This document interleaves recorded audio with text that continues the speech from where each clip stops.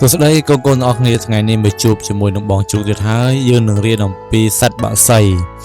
ជាកូនបានស្គាល់បក្សីខ្លះហើយឬនៅបើអត់ទាន់ស្គាល់ទេទៅរៀនជាមួយនឹងបងជូទាំងអស់គ្នា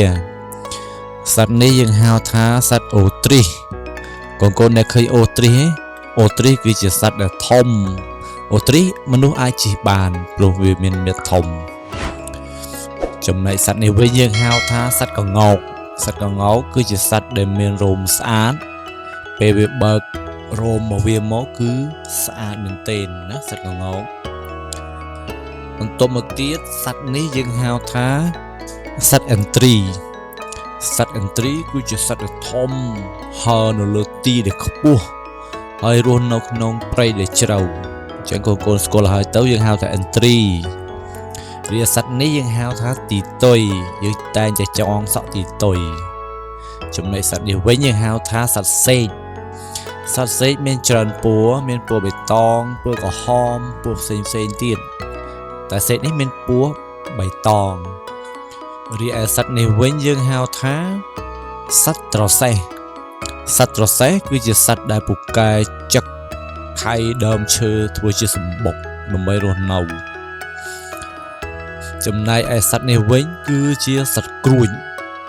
ចឹងកូនស្គាល់សត្វក្រួចមិនពិបាករកទេយើងតែងតែឃើញគេអាំងក្រួចអាំងអីធ្វើជាម្ហូបចឹងណាហើយ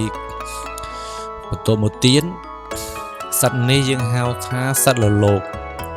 សត្វលលោកស្រួលរកទេមែនទេកូន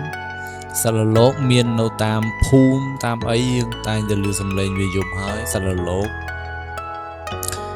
បន្តមកទៀតសត្វនេះគឺជាសត្វថ្មាត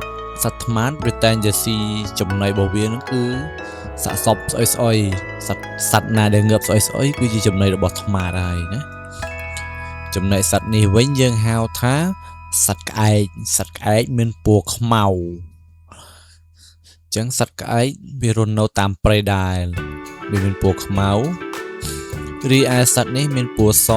យើងហៅថាព្រាបសព្រាបវាមានច្រើនពណ៌ប៉ុន្តែព្រាបនេះគឺមានពណ៌សចឹងព្រាបអត់ពិបាករកទេនៅតាមភូមិតាមផ្ទះចឹងកូនប្រហែលជាធ្លាប់ឃើញហើយណាសត្វព្រាបតបន្តមកទៀតសត្វនេះគឺសត្វអីគេអត់ពិបាកស្គាល់ទេមែនទេសត្វនេះយើងហៅថាសត្វចាបព្រៃចឹងចាបវាមានច្រើនវាមានចាបស្រុកវាមានចាបព្រៃចាបនេះគឺចាបព្រៃបន្តមកទៀតគឺសត្វត្រចៀកកម្មអញ្ចឹងវីដេអូនេះមានតែប៉ុណ្្នឹងឯងកូនទាំងអស់គ្នាកុំភ្លេចចុច Subscribe ឲ្យបងជូទាំងអស់គ្នាផងហើយយើងនឹងជួបគ្នានៅវីដេអូក្រោយជាមួយនឹងបងជ្រូកបាយជួបគ្នានៅវីដេអូក្រោយ